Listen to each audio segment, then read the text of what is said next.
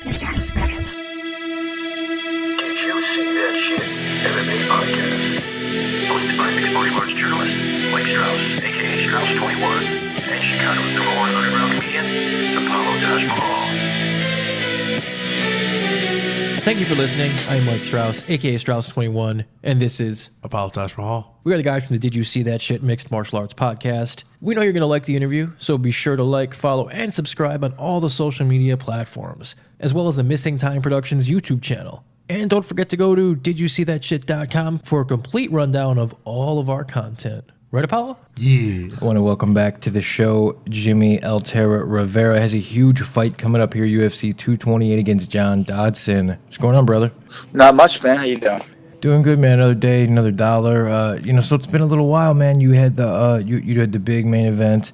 Now it's kind of you're taking a backseat in the prelim, but I think this is a great fight for you, man. John Dodson, I believe he's going to feed right into what you want to do, but I'm not you, and I don't know what you're going to do. It's just kind of what I'm thinking. But without revealing your game plan, what are you planning to do to Dodson? Just, get in there and pick them apart and get the win, That's the most important thing at the end of the day. For sure. How have things been since the last fight? Great, actually. I was able to go back, kind of fix some things, and really, sometimes you get overwhelmed when you're doing too much at once. So I was able to just focus this whole training camp on Dodson and not throw a whole bunch of stuff on my plate and just focus on training and getting the win.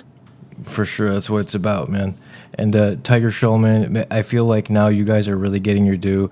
There's a bunch of you guys now in the UFC, Shane Burgos, Julio Arce, and of course you're kind of like the figurehead. You've been there the longest. How does that feel, man, to see this team coming up now? It's great. I mean, it's unbelievable. We have 5 guys in the UFC right now. When we first started out, we only had 1 guy. And then a couple of years later, we had like another guy, just 1 guy. And now we got 5 guys at once in.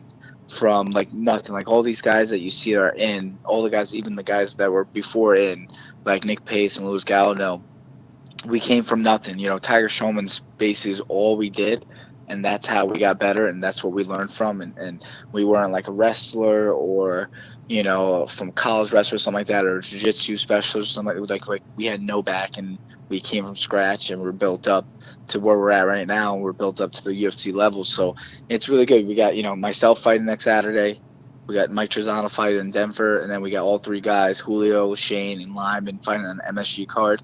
So it's a big deal, and MSG is in our backyard. We literally have 15 plus schools in the tri-state area, so it's awesome. Yeah, you guys are doing amazing things, man. I mean, you're only 29 years old, Jimmie. Personally, I don't think you've scratched the surface of your potential yet, but did you think you're just now like entering what you could be, your prime?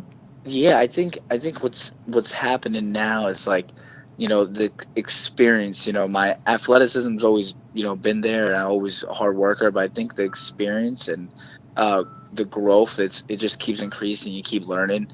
And even, getting, I'm 29 now, I still got a couple more years to really even grow more and get better.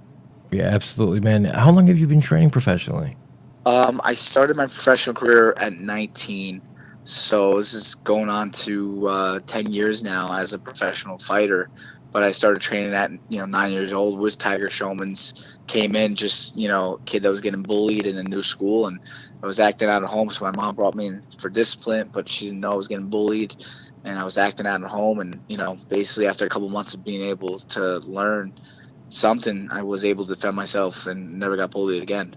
That's so cool, man. Do you see that a lot with kids coming into to the different schools, man? Do you think it's like 50-50 kids are getting bullied and they want to learn this, or do you feel it's just like they're fans of the sport?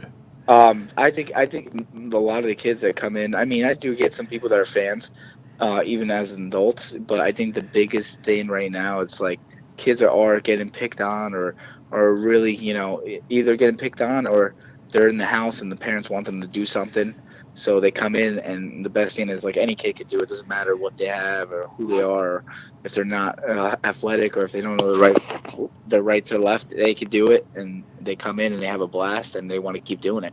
Well, I want to ask you, man, about the Bantamweight division real quick, because TJ Dillashaw, he just defeated Cody Garbrandt. It doesn't look like he's going to get another shot anytime soon.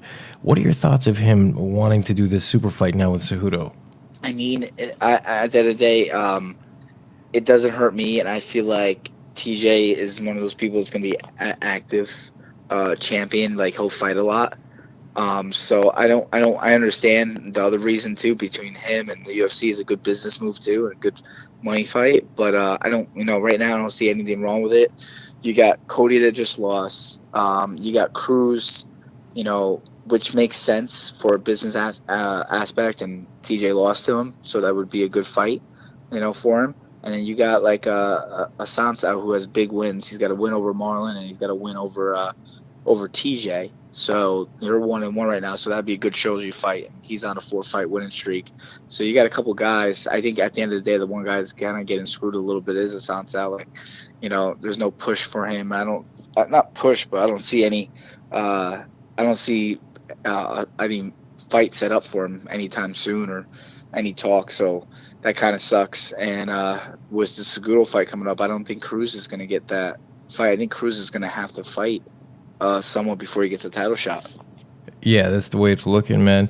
If everything goes as planned for you at 228, injury providing and everything, knock on wood, would you like to get one more fight in, or do you want to take the holidays with your family? I definitely want to get one more fight in. I don't know who. I just want to focus on this fight first and get the win. I'm not looking past Dodson, but I would love to get another fight in before the end of the year. For sure. All right, well, I appreciate you doing this, man. I'd like to give you a few minutes here to shout out your coaches, sponsors, teammates, whatever you'd like, bro. Floor is yours, Jimmie. Thanks, man. Well, obviously, always thank you for having me, being able to come on the show. And, my sponsors, Tiger Fight Gear, NutriBio Supplements, Eat Clean Bro, Tim Tam, Provere. The big thanks to Danny and Ron Schulmann and Ray Velez, my coaches. My teammate Julio Arce, I just put it on social media. He helped me out through his whole camp. He's an unbelievable lefty.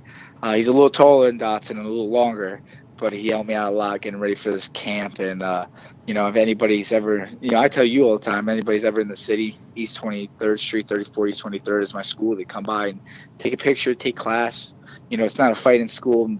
Adults come in to get in shape, and kids come in to build their confidence, discipline, and learn how to defend themselves. For sure. Well, I appreciate you doing this, brother, especially with the difficulty that we had hooking up earlier in the week. And I know that this is a very pressure-filled time for you, so I truly appreciate it, man. No problem, man. Anytime. Thanks for having me. Take care, Jimmie.